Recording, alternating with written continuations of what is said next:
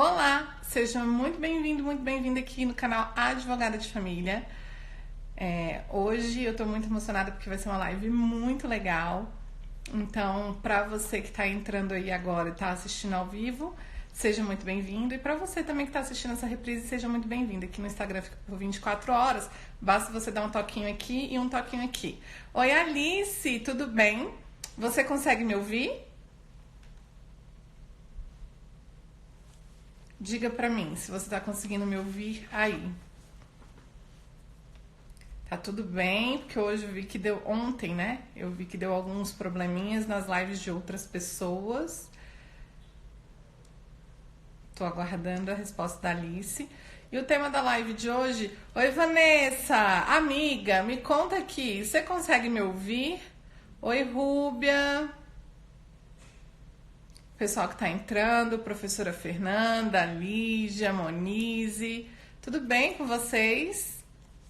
Gente, enquanto vocês estão entrando, queria que vocês me falassem de onde que vocês são, para eu saber mais ou menos com quem que a gente está falando, tá bom? Deixa também se você é advogado, estudante de direito, ou não, só é uma pessoa interessada no tema realmente.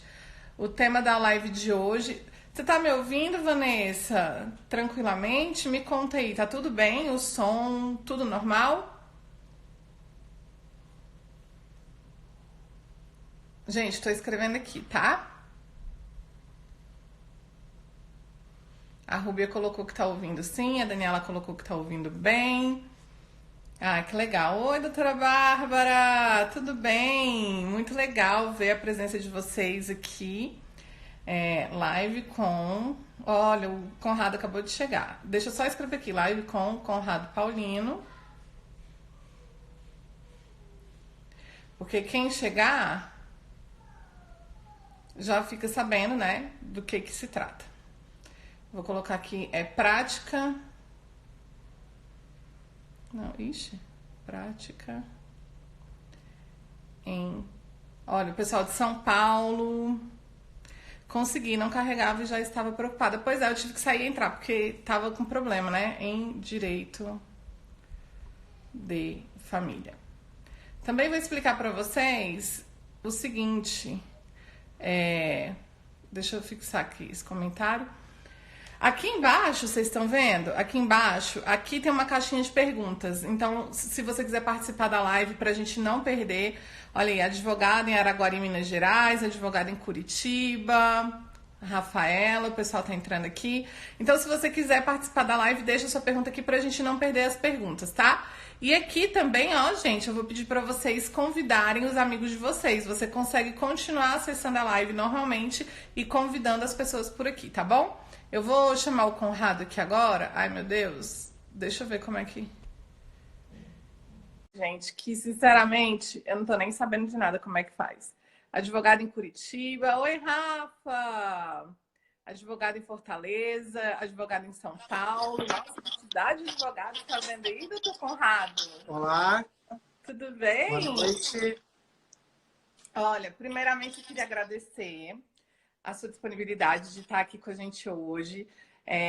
Dizer que eu sou sua fã, né? E eu acho que você sabe disso. Eu conheci o Conrado Paulino, até coloquei hoje aqui num congresso que teve do IBD FanDF.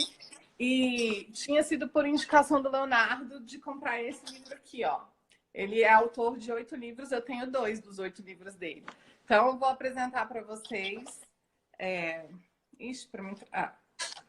Então, eu vou apresentar para vocês o nosso convidado de hoje, Dr. Conrado Paulino da Rosa. Ele tem um extenso currículo aí. Ele é pós-doutor em Direito, doutor em Serviço Social, mestre em Direito, professor em pós, palestrante nacional e internacional, autor de 8 obras, também coordenou algumas, né, doutor? São mais de 20. E hoje a gente está tendo aqui o privilégio de receber essa autoridade no direito de família, Dr. Conrado Paulino da Rosa. Bom, Brenda, o prazer é todo meu e todos esses elogios é porque a gente já tem uma amizade aí de troca ao longo, desde que, embora pouco tempo que a gente se conheça, já deu para fazer muitos momentos de troca, inclusive lá no nosso curso em Goiânia e em outros momentos que a gente já se encontrou. De fato, eu fiquei bem feliz com um convite, porque a gente tem a oportunidade aí para todos os colegas que te seguem no Insta de fazer essa troca e talvez até tirar algumas dúvidas de quem está iniciando ou aqueles que já estão na prática que possam tirar aquelas dúvidas não só da advocacia em si, mas de alguns temas específicos em família e sucessões. Conrado, eu não sei se é a minha internet ou se é a tua internet, você está perto do modem? Não tô. Porque, para mim, eu não sei para o pessoal que está na live, mas para mim você está dando uma travadinha. Tá todo mundo vendo normal, gente? Coloca aqui pra gente nos comentários. Bom, eu fiquei muito feliz, né? Antes da gente começar, falar aqui para todos os advogados que estão aqui a respeito desse livro, tá? Também tem o de inventário, Conrado, mas vou te dizer, o de inventário tá lá no meu escritório, então não vou conseguir mostrar. Esse livro do Conrado, muita gente me pergunta, eu vou até fazer um vídeo a respeito disso, indicando livros, né? Esse livro do Conrado, ele é um livro que ele é muito didático, olha. Aonde você abre tem esquema, tem gráfico, e é um livro de linguagem muito fácil. Então, foi indicado pelo presidente do IBDFAN aqui do Distrito Federal, que é o Dr. Leonardo Carvalho. E aí eu não conhecia ainda, comprei, e eu simplesmente apaixonei. E vou te dizer, Conrado, que eu uso muito o gráfico que você coloca aqui da guarda. Nem sei qual que é a página que tá, mas ele faz um desenhozinho mostrando a diferença, o que seria guarda unilateral e guarda compartilhada. É maravilhoso esse livro. E também o curso. Ele está travando, a imagem do Conrado não tá boa. Realmente. Isso, está melhorando. Para mim agora está melhor. Para mim agora está melhor. E eu também tive a oportunidade de fazer um curso com ele, com o professor Cristiano Chaves, em Goiânia, que foi o Direito de Família em Prática, que também está rodando no Brasil, né? Exatamente. Agora a gente vai ter Rio Verde, São Luís do Maranhão, Fortaleza e esse semestre ainda tem Vitória e Cuiabá.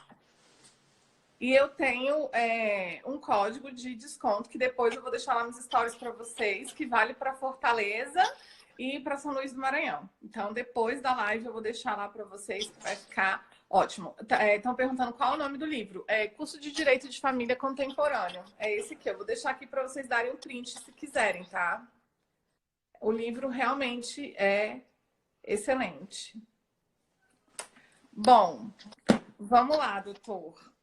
Eu fiz o curso, como eu estava falando, e fiquei simplesmente apaixonada, porque tanto o professor Conrado Paulino quanto o Cristiano Chaves trouxeram bem realmente a questão da parte prática. Olha, o Jean está perguntando quando vai ser em São Luís, você sabe? São Luís é no último final de semana de março. Então, nós estaremos lá em São Luís nos dias 28 e 29 de março. E estão perguntando se vai ter em São Paulo e pedindo para você mandar desconto também para o Espírito Santo. Não, o teu cupom de desconto vai valer para todas as edições. Vale para Rio Verde, vale para São Luís, vale para Vitória, e vale para Cuiabá e também lá para o Maranhão. E vai ter São Paulo? Olha, muita gente perguntando. São Paulo, São Paulo, São Paulo? São Paulo vai ser no segundo semestre. Então, no segundo semestre a gente vai... Já está trazendo. Quando vai trazer o curso para Brasília? Pois é, então agora vai depender de ti como diretor do IBDFAN e também para a gente fazer a edição Brasília. Olha, que responsabilidade. E também estão perguntando do Rio de Janeiro. E em Curitiba, que aí Rio de Janeiro vai ser segundo semestre também. Então, gente, olha, o que vocês vão ter que fazer? Segue o Conrado Paulino, porque ele tá lá falando sempre quando tem. Agora ele tá focado na edição de Rio Verde, mas ele tá sempre falando. Tem muita gente pedindo para Brasília. Vamos aqui organizar uma turma, né, para ele poder vir com o Cristiano Chaves para falar, que é excelente.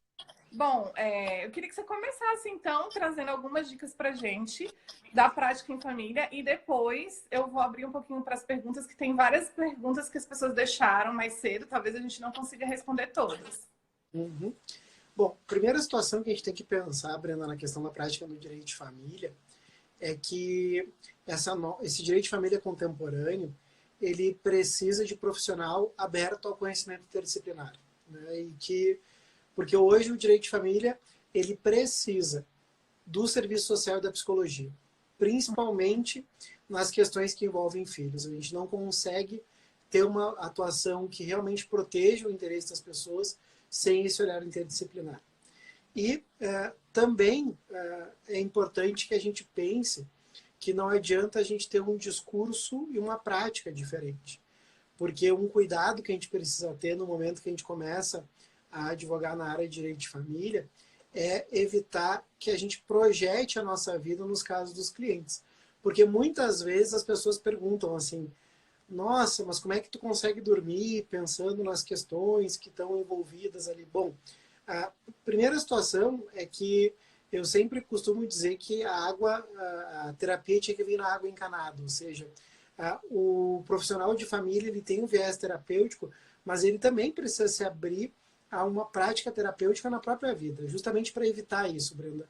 Pelo fato de que as gerações que nos antecederam tinham muito o paradigma do litígio e, inclusive, eu me lembro de ouvir de um advogado mais experiente, ele diz o seguinte, que quando o cliente entra no escritório dele, ele automaticamente passa a ser inimigo da outra parte.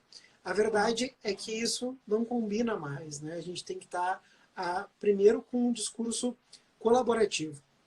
Isso não quer dizer que a advocacia de família ela vai se restringir a uma prática de mediação ou as outras metodologias. Não é isso. Mas a gente precisa entender que as escolhas das pessoas elas precisam ser respeitadas. E se a gente não consegue administrar os seus sentimentos, a gente vai invariavelmente, muitas vezes, se filiar a algumas atitudes do próprio cliente e cá entre nós, todo mundo que está com processo de família não está em condições normais de temperatura e pressão. Pelo fato de que ele pode ser o melhor psicólogo, ela pode ser a melhor juíza. Eles, enquanto participantes de um processo, inclusive não é por acaso, né, que a gente usa o termo partes do processo. Está todo mundo em parte, ou seja, está todo mundo fragilizado. Então, o profissional de família ele precisa tomar esse cuidado, porque muitas vezes as pessoas até querem justificar. Uma coisa, Brenda, que já deve ter escutado, é a pessoa perguntar assim, tu tem filho? Ah, não, porque parece que o fato de ter filhos é que te legitimaria a tratar com criança. Não é isso. Se fosse isso, um profissional que trabalha, por exemplo, na área da psicologia com drogadição, ele só poderia trabalhar com isso se tivesse passado por uma questão de adicção. Então, a gente tem que tomar esse cuidado para que os processos, que a gente possa contribuir realmente com a parte técnica. A parte emocional é do cliente. Agora, então quer dizer que a gente vai ser frio? Não, não é isso. Mas é que a gente possa ser objetivos nas nossas petições, isso é um mandamento essencial do advogado de família. Não quer dizer que isso, na parte do direito, eu não vou citar jurisprudência. Não, não é nada disso. É a gente perceber que a vara de família não é um espaço para lavação de roupa suja. Isso, as pessoas vão exorcizar as suas questões no espaço terapêutico. No espaço terapêutico, não no processo. Então, uma situação que eu costumo fazer é tomar muito cuidado na hora de escrever os fatos numa petição inicial. Pelo fato de que o juiz e o promotor, se for caso de intervenção do Ministério Público, que aliás a gente precisa ficar atento, né, Branda, que desde a alteração que nós tivemos no CPC, agora no segundo semestre de 2019, mudou a forma de intervenção do Ministério Público, porque agora o MP, nós temos uma nova redação ao artigo 698 do Código Civil, onde o MP antes só intervinha quando nós tínhamos uma situação de criança, adolescente ou incapaz. Agora, em caso de medida protetiva deferida, o MP também tem intervenção. Então, uma preocupação que a gente precisa ter na hora de redigir a petição é o que é importante ao juízo. A gente não precisa trazer... o que a gente precisa trazer? Se era casamento ou união estável, qual era o regime de bens, quais eram os bens, se tem aquestos, e se tem filhos, trazer as questões a respeito dos filhos. Agora, as causas que levaram ao desgaste da relação, os motivos, isso é coisa do passado. E é claro que muitas vezes o cliente, ele espera que o advogado se aliancie na sua dor, tomando a sua dor, inclusive, como uma forma de vingança. Nós não podemos ter esse perfil. Porque a nossa intervenção ou pode mudar positivamente aquela família, ou pode destruir uma família que precisa de apoio. E isso começa da atitude do próprio advogado. Conrado, posso dar uns spoilers aqui do curso? Claro que sim. Assim, primeiro falando aqui a respeito dessa questão que você colocou da interdisciplinariedade da importância, né? No curso, gente, ele narrou uma situação muito legal que, sinceramente, eu nunca dei muita atenção para isso, sabe? E dali para frente, todo cliente que tem aparecido para mim, eu faço isso, assim, quando é questão de guarda, que está ali discutindo a questão do pedido que a gente tem ali técnico, do psicossocial, do estudo técnico. E aí o Conrado falou lá no curso a respeito de se pedir uma assistente, né? Um assistente para estar acompanhando essa questão do psicossocial. E uma assistente, olha a doutora Renata! Doutora Renata Cisney, que é Querida. também do IBD, era nossa presidente aqui no Distrito Federal. E aí eu achei isso muito interessante. Se você puder falar um pouquinho a respeito de como que isso funciona, para vocês verem, tá, gente, como o curso realmente é prático, porque essa questão que eu estou levantando aqui é uma questão que ele trouxe no curso. Porque o que acontece, Brenda? O que muitas vezes a gente é procurado aqui no escritório, em situações de alienação parental, em questão de guarda ou de convivência, e é triste quando já é em caso de a gente ser contratado no segundo grau, mas porque quando a instrução ainda está em andamento, a gente consegue salvar. A gente pergunta para o cliente ou para o advogado que veio nos consultar, vocês nomearam assistente técnico? E daí o colega nos diz assim, não fui intimado. Aí é que tá. A gente precisa ler com atenção o artigo 465 do CPC, que quando a gente tem a nomeação do perito, a gente tem 15 dias para indicar o assistente técnico. E aí vai do nosso processo também de convencimento do cliente de que ele precisa investir nisso. Porque a pessoa é natural que num divórcio ou numa dissolução de união estável, ela esteja descapitalizada, porque teve mudança, caiu o padrão de vida, entre outros fatores. Mas a questão da indicação do assistente técnico, ela é de extrema importância no caso de uma perícia. Isso porque o assistente técnico, ele vai formular os quesitos, que esses quesitos é que vão nortear a atuação do perito do juízo. Então, o que a gente precisa deixar claro, Brenda? O perito é o profissional de confiança do juiz. Uhum. O assistente técnico é o profissional de confiança das partes. Uhum. Então, ele vai formular os quesitos, que serão respondidos pelo perito do juízo. O CPC, ele estabelece que, obrigatoriamente, os assistentes técnicos têm que ter acesso à produção da prova, porque a questão do contraditório não se dá apenas em contestação. A prova policial, que é decisiva, ela precisa da participação do assistente técnico. Mas já alertando todo mundo que está participando da live que existe um problema atualmente com a questão do Conselho Federal de Psicologia, que tem uma resolução deles que não permite a participação de assistentes técnicos. Daí a gente sugere sempre que possa recorrer para que essa questão possa ser decidida no segundo grau. Quando é perícia psiquiátrica ou do serviço social, a gente não tem problema do acompanhamento. Mas, além do acompanhamento, e daí a gente saber verdadeiramente qual foi a prova produzida, o que foi dito naquele ambiente de perícia, a grande vantagem é que quando o perito do juízo ele entrega o seu laudo pericial, quando a gente vai se manifestar, a gente sintetiza o que foi importante e junto o parecer de assistência. Porque daí tu tem um profissional falando com um profissional. Porque pode ser que alguém que está nos assistindo é um apaixonado por psicologia, mas não é psicólogo. Então a gente não vai conseguir rebater o que foi feito, daqui a pouco, por metodologia equivocada, ou uma frase que não ficou bem interpretada. E aí, por isso, a importância da nomeação do assistente técnico, claro, que é um investimento financeiro, como eu falei, mas para a gente se resguardar dos próprios clientes, o que eu tenho feito é, quando o cliente ele não quer a nomeação do assistente técnico, daí a gente passa uma declaração para que ele assine de que foi ofertado e ele fez a opção de não indicar. E também, assim, a importância da questão da formulação dos quesitos. Eu tenho um grupo no WhatsApp, né, só de advogados de Brasília, pessoas que me acompanham por aqui, esses dias, uma advogada colocou lá, né? Ah, porque o juiz me deu prazo para formular os quesitos e tal, e aí ela mandou os quesitos formulados pelo Ministério Público. Em tese, parecia assim que aqueles quesitos ele abrangia tudo que precisava ser comprovado. Mas na verdade, quando a gente está atuando, a gente precisa ter um foco no qual é o objetivo daquele nosso cliente. Então, às vezes, a forma como a gente faz a pergunta também, porque aqueles quesitos são perguntas que o profissional vai seguir para orientar, para responder aquilo. Então, a forma como você faz a pergunta também faz diferença. Então, é óbvio que ali o Ministério Público, quando ele fez os quesitos, né, ele estava fazendo de uma maneira mais genérica, talvez nem levando em consideração. A Renata está falando que minha voz está dando eco. Vou abaixar aqui. Melhorou, gente? Às vezes nem levando em consideração mesmo qual que é o real objetivo, né? Eu posso abrir aqui para umas perguntas, que tem várias aqui embaixo? Com certeza, com certeza. Inclusive, gente, aqui embaixo tem a caixinha de pergunta, tá? Quem quiser pode deixar aqui.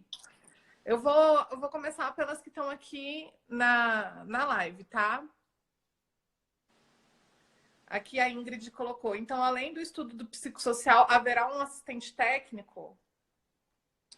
Na verdade, numa perícia social, numa perícia psicológica, o assistente técnico ele vai colaborar com o perito do juízo.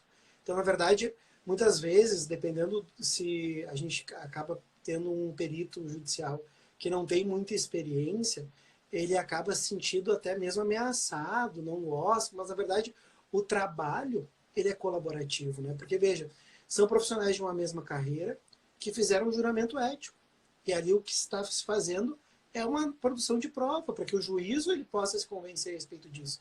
Então, a função do assistente técnico é colaborar com a produção de prova e permitir, e aí tu falou muito bem, a formulação dos quesitos ela é essencial para que uma prova seja bem produzida. Ou seja, quando a gente faz bons quesitos, tu conduz o perito do juízo aquilo que tu pretende retirar daquela prova. Né? E uma situação que para mim é essencial, a proteção dos filhos num divórcio é o que a gente deve se preocupar. E isso não quer dizer que uma pessoa adulta ela não tem um estado de sofrimento num divórcio. Claro que tem. Mas agora, infelizmente, a instabilidade emocional das pessoas quando elas passam por um divórcio faz com que esse pai ou essa mãe acabe até mesmo deixando de lado o melhor interesse do filho, pensando no seu melhor interesse. Então, a minha grande preocupação sempre é com o filho. Aqui no escritório entrou, eu e a minha sócia Denise, a gente diz, olha, a gente não é teu advogado, a gente é advogado do teu filho. Ou seja, a gente vai trabalhar para protegê-lo. E muitas vezes a gente tem que proteger dos próprios genitores. Então, a questão da produção de prova ela é essencial para que a gente dê ao juiz, ao promotor, subsídios de alguém que tem conhecimento próprio da matéria. Porque a gente do direito, a gente entende de lei. Agora, a gente não entende de estabilidade emocional, a gente não entende das relações sociais. Então, aí está a importância do olhar interdisciplinar. Olha, Conrado, tem um monte de perguntas aqui, meio que práticas mesmo, assim, mas mais pontuais, né? Eu vou deixar elas um pouquinho para depois, para a gente continuar aqui falando. Outra coisa que eu também achei muito interessante foi a questão de como é o seu escritório, como que é a sala do seu escritório, que não é essa convencional que a gente está acostumado com a mesa, que o cliente fica lá do outro lado, a gente fica aqui do outro lado. Você fala um pouquinho a respeito disso e assim, por que Vai dar para ver um pouquinho ali, tá? Ali você tá no escritório. Olha que lindo! A gente trabalha em poltrona aqui, né? Então, justamente porque por uma questão de comunicação não verbal. Então, no momento que a gente tem uma mesa, tem uma questão de afastamento, né? Então, aqui a ideia é que o cliente ele já entre e perceba que tem uma lógica um pouco diferente, né? Porque, querendo ou não, a mesa ela é uma questão de proteção, de afastamento. E a questão da advocacia de família tem que ser uma advocacia próxima, né? Costumo dizer que é o mais humano dos direitos, daí requer do profissional também essa lógica mais próxima. Claro que proximidade não quer dizer que a gente leve as dores do cliente, né? Não, porque, mais uma vez, repito, nós somos a parte técnica, mas assim que a gente possa ter sensibilidade com o momento difícil que a pessoa está passando. E quer na parte de família, quer na parte de sucessões, tu tem perdas, e que isso a gente precisa levar ao judiciário aquilo que objetivamente precisa ser tratado. Essas coisas que eu tô perguntando, gente, tá dando realmente chateado. Eu não sei se eu te coloco de novo ou se eu vou ali fora pegar um fone. O que você acha? Deixa eu Tu ver que se tem manda. um fone. Tem um fone, peraí.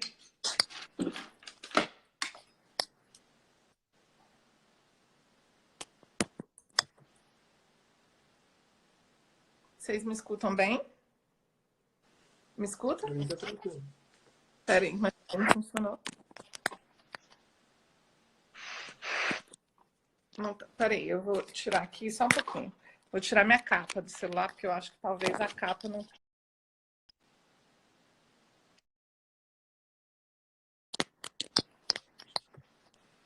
Gente, não tá funcionando, não.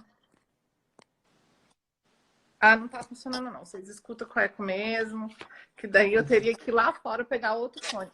Daí essas coisas, Conrado, eu vi lá no curso e falei, assim, até passei. Falei, olha, eu vou colocar lá no meu escritório também, assim, né? Então, futuramente, quem sabe ainda esse ano, eu não consiga colocar. Teve uma pergunta aqui a respeito do que você acha da questão da constelação familiar, por esse posicionamento que você até colocou aqui. Bom, eu sou favorável a essa prática, a gente utiliza bastante aqui no escritório. Aliás, né, eu costumo dizer que a gente já usava a situação da mediação muito antes de ser legislado, né? E que agora, naquela época, todo mundo já me achava louco. Quando veio a questão da constelação, daí o pessoal teve certeza, né? Então, a gente é muito adepto a essa prática. Claro que não é todo o cliente que a gente pode recomendar isso. A gente tem que ter um pouco de feeling, aqueles que têm maior abertura. Também as pessoas precisam tomar cuidado e que acabam confundindo os institutos, achando até mesmo que mediação tem a ver com constelação, não tem nada a ver. Na verdade, a prática da constelação é uma prática sistêmica que ajuda as pessoas a identificar os seus sentimentos. E aí eu digo para vocês que tudo que está dentro da ética é válido, porque as pessoas não podem querer achar que o direito por si só vai resolver as questões daquele que bate as portas do nosso escritório. Então, eu sempre, quando alguém me pergunta, mas como é que funciona a constelação? Eu digo o seguinte, vá assistir, né? Pelo fato de que qualquer explicação teórica que a gente possa dizer a respeito da constelação não vai ser tão rica quanto a tu perceber, tu sentir, tu participar de uma questão de uma constelação, é realmente algo muito forte. E, inclusive, a gente tem por hábito, eu e minha sócia, a Denise, de quando a gente sabe que o cliente não tem essa abertura, a gente leva o processo, o caso, para ser constelado. Né? Agora, mas isso vai resolver, a pessoa nem sabe que está sendo constelado. Olha, como é uma questão que age no sistema da própria pessoa, a gente tem experiência aqui que realmente ajuda na resolução a utilização dessa metodologia. Então, eu sou totalmente a favor. Inclusive, eu fiz mentoria de constelação familiar, sou estudiosa no caso, não sou consteladora, mas eu aplico muito o uso dos bonequinhos para conseguir ilustrar as questões familiares ali para o meu cliente, né? Eu não faço constelação, às vezes eu faço, como você mesmo está colocando, de levar o processo para ser constelado ou então levar o cliente para as constelações, que, gente, sério, é maravilhoso. Assiste, tem gente que fala que gostaria de participar, pode ir participar, é muito legal e a gente acaba também entrando ali de carona na constelação das pessoas, né? Conrado, vou abrir. Para quem for do Rio Grande do Sul, a primeira. Caiu. Ixi, A primeira vara de família aqui do Rio Grande do Sul, de Porto Alegre, ela usa. E essa metodologia, uma vez por mês, tem encontros abertos. Então, para quem é do Rio Grande do Sul, ou quem não é, quiser nos visitar em Porto Alegre, que venha assistir. Tem várias perguntas aqui a respeito da constelação familiar. Eu vou pedir para vocês depois entrarem no perfil ou da Bianca Pisato, que é a minha mentora em constelação familiar, que inclusive ela tem uma mentoria online, ou então da Direito para Ser Feliz, que também depois eu vou deixar marcado lá e vou pedir para ela responder essas questões para vocês, como levar o processo. Às vezes tem constelador que faz a sessão com vários outros advogados, enfim, cada um vai atuar da sua própria maneira, né? Outra coisa também que eu achei muito interessante, Conrado, foi o fato de você mostrar justamente isso, entender que o cliente tem o sentimento, mas que aquilo dali é algo que ele está vivendo e que a gente não pode se contaminar com isso. E que você até coloca assim, que perguntam se você não dorme. Alguns casos eu fico sem dormir, não tem nenhum caso, não? Você fica sem Não, tem, dormir. claro, a gente sempre tem algumas situações que nos movem mais, né? Mas aí a gente também tem uma questão de saber desligar, né? Porque eu parto do seguinte pressuposto, que se a gente não cuida da nossa família, a gente não vai poder cuidar da família dos outros. Né? Uhum. Então a gente tem que ter essa separação.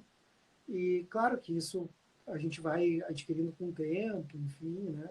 Mas é claro que tem aquelas situações que realmente tu pode estar no momento de lazer e tu vai estar pensando, né? Então, e até um outro convite, além dos nossos cursos que a gente está ministrando com o Cristiano Chaves, a gente tem um congresso bem grande aqui no Rio Grande do Sul que acontece em junho, que é 5 e 6 de junho, que é o 12º Congresso do Mercosul de Direito de Família.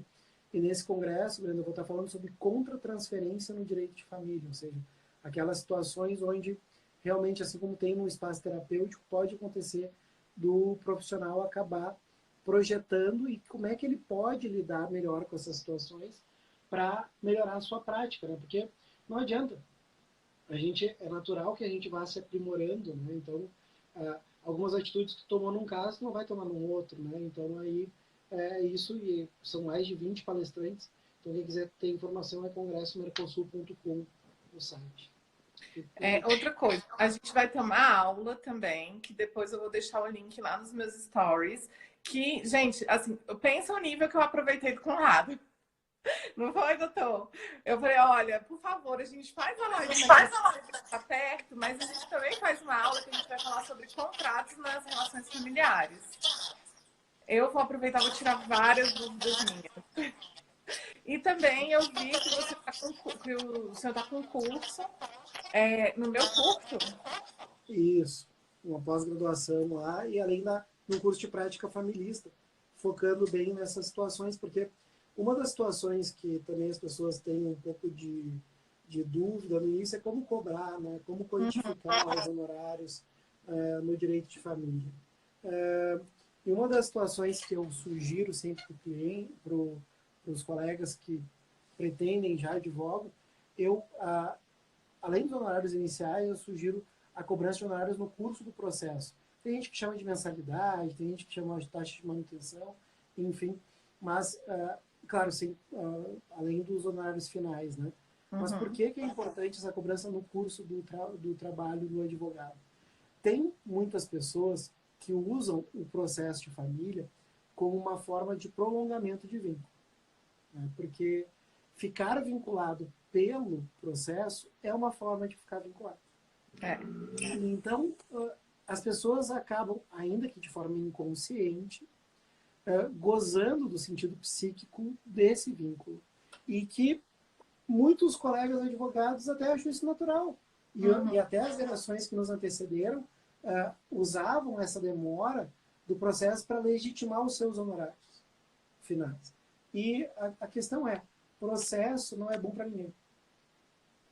Mas o advogado vive disso, sim, mas vamos pensar que se a gente puder resolver num ambiente extrajudicial, a gente consegue receber em menor tempo. Mas aí os honorários extrajudiciais são menores. Bom, mas o tempo envolvido não é tão grande. É menor. Eu tenho uma visão de que o advogado de família, ele nasceu para ser descartado. Ou seja, advogado de família, no sentido que estimula a dependência, não é ético. Pelo fato de que o que nós temos que fazer é ajudar as pessoas naquele momento de crise, mas que depois elas possam andar com as próprias pernas. E é por isso que, por exemplo, quando o cliente tem filho, são 3 estações que a gente tem que decidir. A questão da guarda, que a regra é o compartilhamento, um regime de convivência e a questão dos alimentos. E quanto ao regime de convivência, muitas vezes o que a gente vê na prática, Brenda, é as pessoas discutindo convivência junto com a guarda. Está tudo errado.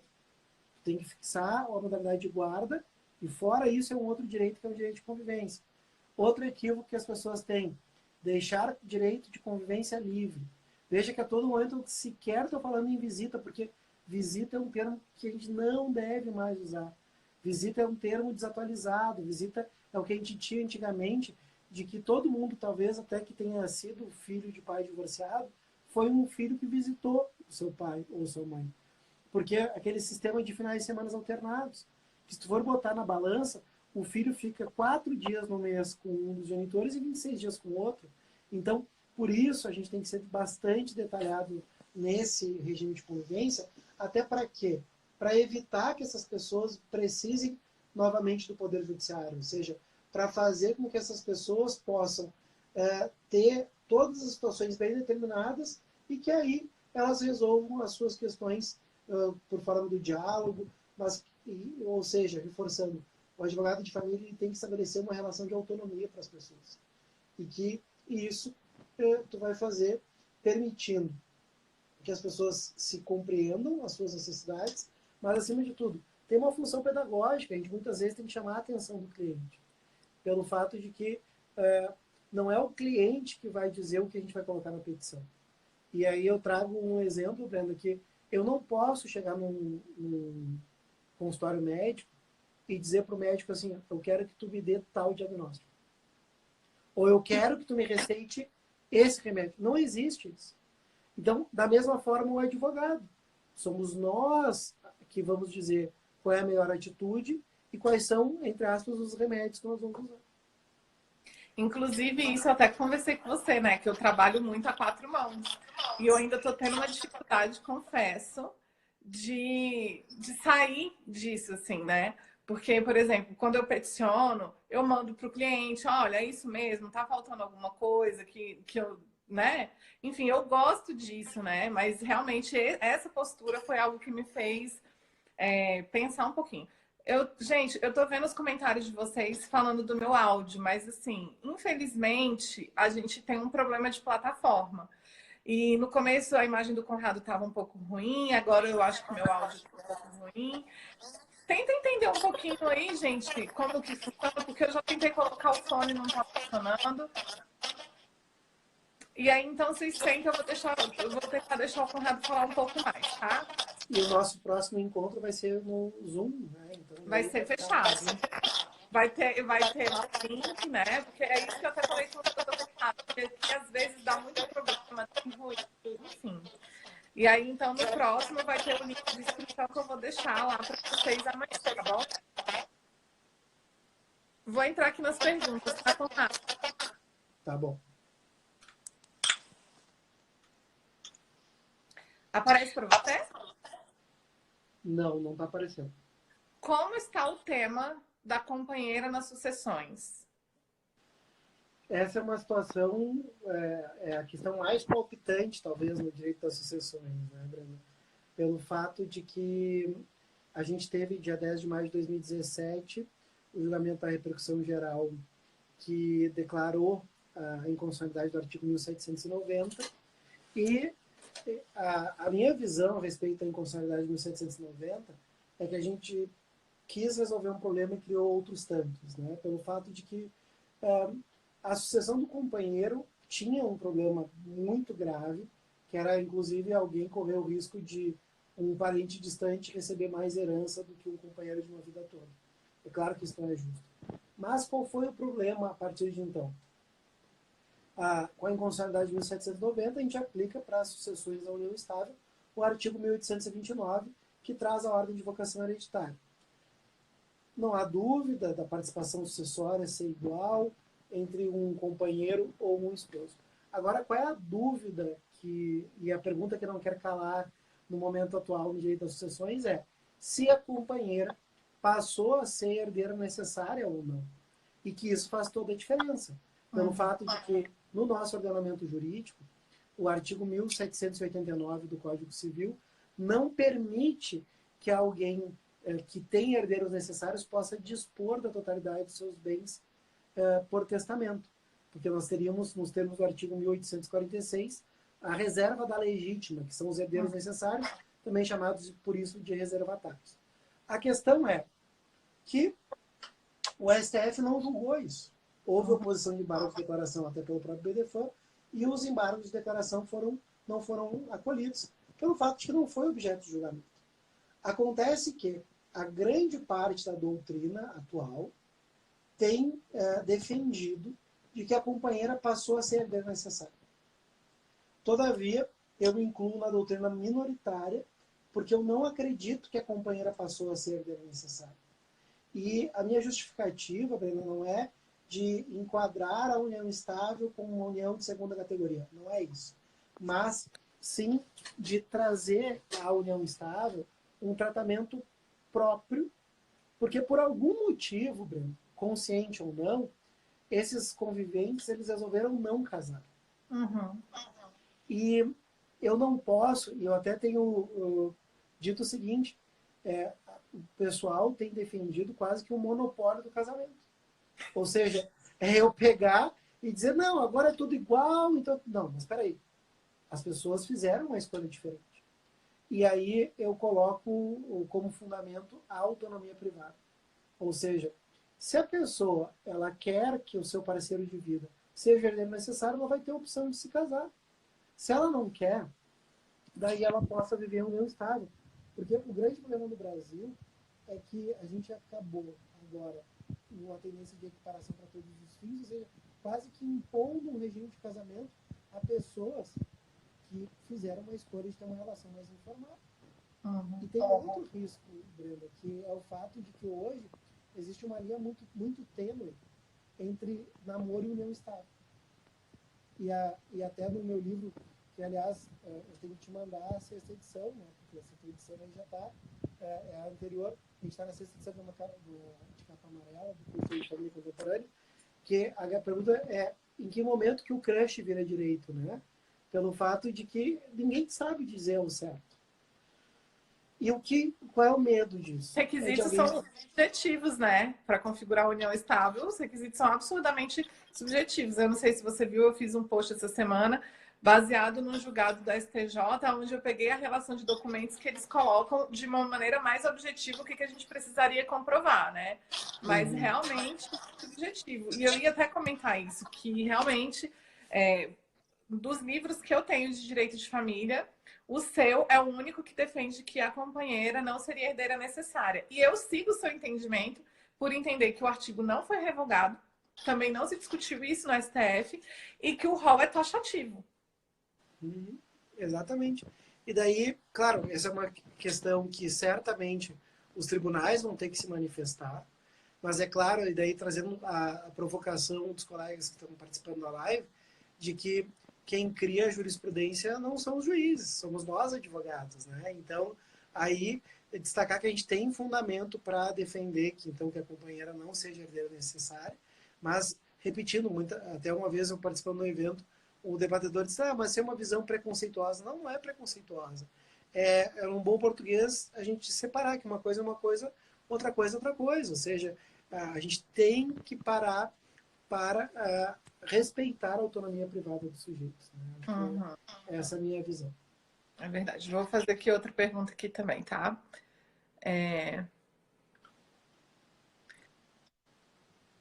Filha terminando faculdade de medicina, pode remunerar a pensão alimentícia?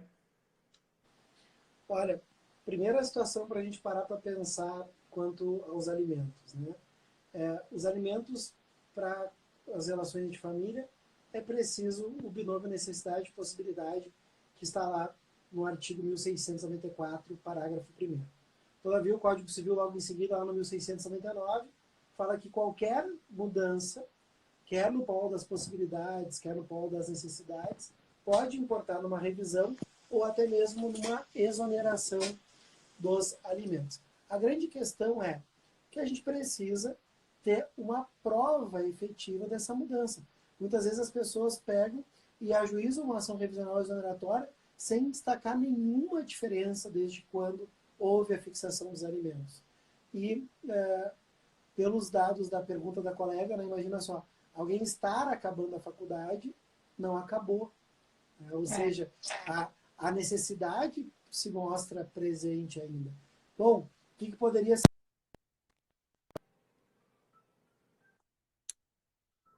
O que poderia ser feito como atitude intermediária?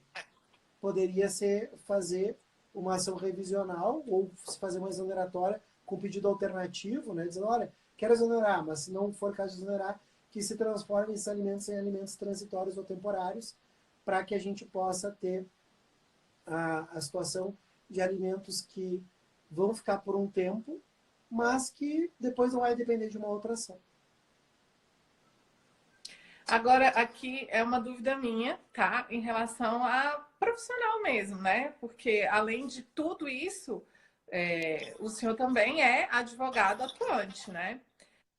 Muitas Assim das que eu vezes pago a as gente contas. pega com várias doutrinas maravilhosas, falando muitas coisas, né? Assim, favoráveis àquele nosso entendimento, aquilo que o cliente busca, pega decisões, porque, no meu entendimento, eu posso estar errada, mas a gente não tem uma jurisprudência. A gente tem algumas decisões que o STJ lança, algumas decisões que o TJ dá, mas, assim, tem decisão para tudo quanto é rumo, né? Às vezes a gente pega ali as decisões e coloca falando, o tribunal entende assim, mas do mesmo jeito que a gente coloca 3, 4, 5 decisões naquele sentido, tem 3, 4, 5, 10 em sentido contrário, né? E eu até compartilhei com você a dificuldade que eu estava num processo de revisional, aonde eu demonstrava várias coisas e a juíza falava assim, doutora, na revisional a gente não estabelece a necessidade da criança. Você ia lá na ação de alimentos. Você também encontra isso, doutor? Essa dificuldade, às vezes, na justiça mesmo, de que, na teoria, tem essa questão, né, que a gente fala, não, o cliente tem ali os requisitos, mas na prática mesmo depende muito do mapa mental do juiz que está conduzindo o processo? Brenda, vamos fazer o seguinte, tu vai respondendo aí algumas mensagens, que minha bateria, eu tô o dia todo no escritório, minha bateria está quase acabando, vou ter que botar a carregar. Tá. Daí eu vou só pegar o carregador e em seguida eu já respondo, tá? Tá Fechado? bom. Então tá bom. Vamos lá. Bom, então vou olhando aqui, gente, ó. Aqui, as meninas estavam falando que sobre esse assunto que o doutor Conrado Paulino estava falando, sobre a sucessão da companheira, tem um podcast, que é o podcast do IBDFAN, e que ele tratou sobre o assunto. Então, se você tiver interesse de saber mais sobre isso, tem lá o podcast disponível, no Spotify, que inclusive eu também ouvi, tá? E nas outras redes também. Tem uma pergunta aqui também legal, que depois eu vou colocar aqui para o doutor Conrado responder, que é a respeito do contrato de namoro, porque ele é uma das pessoas que defende o contrato de namoro, apesar de que no nosso judiciário eu até dei uma entrevista na Rádio Justiça e coloquei lá a respeito disso, né? Que existe na teoria ali, na doutrina, falando a respeito disso, mas que legalmente as pessoas não estão aceitando. Quem quiser participar também do meu grupo no Telegram, t.me/advogada de família. Eu trago muita coisa lá, inclusive debati sobre isso. Estão chegando aqui umas perguntas, mas que não estão aparecendo para mim, gente. Eu não sei o que eu faço. Não, então sim, agora estão aparecendo sim. Tem uma aqui que tem 1 minuto. Os alimentos para os filhos menores e que fazem faculdade. Ele acabou de responder isso, depende da necessidade da possibilidade. Essa é a pergunta da Dani. E aí, Bom, doutor? agora com bateria. Pois Então, bem. me diga se isso é comigo, que sou aqui pobre, inexperiente, né? Pouco tempo de carreira, ou se isso também acontece com o doutor Conrado Paulino. Bom, assim, Brenda, uma situação que eu me preocupo aqui no escritório é que a gente não advoga para o primeiro grau, né? A gente tem que advogar para o segundo grau, né? Então, assim, uma preocupação na hora de redigir as petições, trazer jurisprudência atualizada, porque canso de ver, né, a petição inicial, onde o colega traz jurisprudência de 2004, de 2003, onde os desembargadores que julgaram aquilo ali já se aposentaram ou faleceram. Né? Então, assim, a gente tem que se preocupar em advogar já para o segundo grau, ou seja, em alguns tribunais é mais fácil. Por exemplo, aqui no Rio Grande do Sul, a gente só tem 2 câmaras que julgam família. Então, eu coloco o entendimento de cada uma das câmaras. Então, isso por quê? Porque a gente nunca sabe o que pode vir na decisão. E também a importância de trazer a jurisprudência atualizada é, nas entrelinhas, mostrar para o magistrado de primeiro grau, dizer, olha, se tu não der, o segundo grau vai dar. Né? Então, pode falar. O Jean colocou aqui que a live já vai acabar. Eu, sinceramente, eu não estava nem sentindo isso. E para que o Instagram não nos interrompa, eu vou deixar você se despedir, né? E falar que dia 11 vai ter a nossa aula fechada falando a respeito do contrato de família, que eu vou deixar o link disponível amanhã. Exatamente. Então fica aí a dica para que a gente possa acompanhar os próximos andamentos. Então a próxima aula vai ser fechada no Zoom. E para quem não me segue no Insta ainda, Conrado _ Paulino, tem uma Spotify, uma playlist de direito de família e música, onde eu pego todos os temas de família e faço ligação com música. Aí a gente tem Chico Buarque, Caetano Veloso, mas no final de relacionamento é Sofrência Abaixo, Zé Neto e Cristiano, Henrique e Juliano, e por aí vai. Então, vai ser um prazer que a gente possa ficar em contato com todo mundo. E a tua dúvida, então, sobre o contrato de namoro, a gente deixa para falar no dia 11. Pois é, mas já apenas eu nem senti. Eu quero te agradecer muito, né, por colocar disponível 8 horas da noite, conversando com a gente, trazendo essa experiência, essa rica experiência da pessoa, mas também advogante, e convidar para quem não conhece e tiver oportunidade de fazer curso Direito de Família em Prática. Repete de novo o curso. A gente tem, vai nesse primeiro semestre, primeiro final de semana de março, Rio Verde, Goiás. No último final de semana de março, a gente vai estar em São Luís, Maranhão. Em abril, Fortaleza. Em maio, Cuiabá. E junho, Vitória. E julho, a gente volta a Goiânia com o curso Direito das Sucessões em Prática. E tem meu cupom de desconto, que é Brenda Viana, não é isso? Exatamente. E que tá valendo para tudo agora, já que vocês pediram, então tá valendo. Todos os cursos. E aí eu vi aqui as meninas falando pra gente montar uma turma em Brasília, vamos montar uma turma em Brasília. E eu quero te agradecer muito, muito mesmo. E dizer que, assim, ó, o quanto eu puder explorar, eu tô aqui para explorar. Porque a gente merece. Eu até falei assim, gente, live toda semana no seu Instagram. Agora, e assim, essa live se deve à Brenda. A Brenda que disse que eu tinha que começar a fazer, então, por lealdade, eu tinha que fazer contigo, Brenda. Então, muito obrigado pela oportunidade. Tenho certeza aí que a gente vai continuar trocando bastante por aqui. Eu adorei. Isso vai ser em Gramado. E se tem previsão para... E o curso de sucessões virá para Fortaleza? Sim, ele acabou de falar quando é que vai ser em Fortaleza. Primeiro vai família e depois vai sucessões para Fortaleza. É mesmo? Porque nem veio ainda de sucessões aqui para Goiânia, né? Pois depois vai ter sucessões em prática, né? Uhum.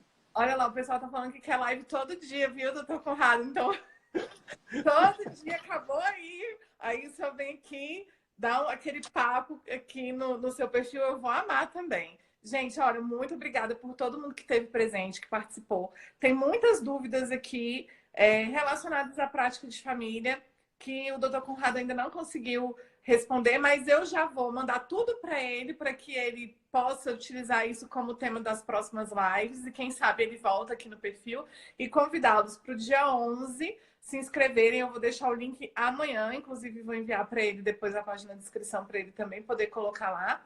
E eu espero vocês dia 11, então, no Zoom. Um beijo, viu? Obrigada. Pessoal, boa noite.